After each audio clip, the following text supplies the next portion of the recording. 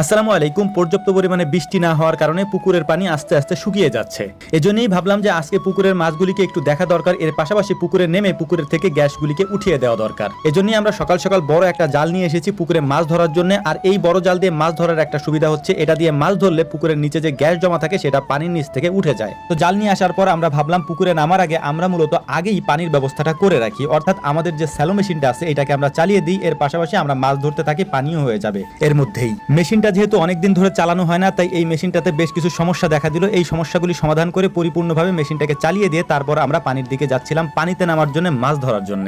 মাছ ধরার জন্য পুকুরের পানিতে নামার পর এক অদ্ভুত জিনিসের সম্মুখীন আমরা হলাম, আর সেইটা হচ্ছে আমাদের পুকুরে যেহেতু পর্যাপ্ত পরিমাণে হাঁস থাকে, এই হাঁসগুলি থাকার কারণে পুকুরের ভেতরে একটু পরপরই আমরা একটা দুইটা করে ডিম পাচ্ছিলাম, যেটা আসলেই খুবই অবাক করার মতো একটা ব্যাপার ছিল যে এত পরিমাণে ডিম পুকুরের মধ্যে কোথা থেকে আসলো। যদিও এখানে হাঁস থাকে, হাঁসের ডিম পারতেই পারে, তাই বলে এত পরিমাণে ডিম থাকবে সেটা আমরা আসলে আশা করিনি। আমরা মূলত পুকুরে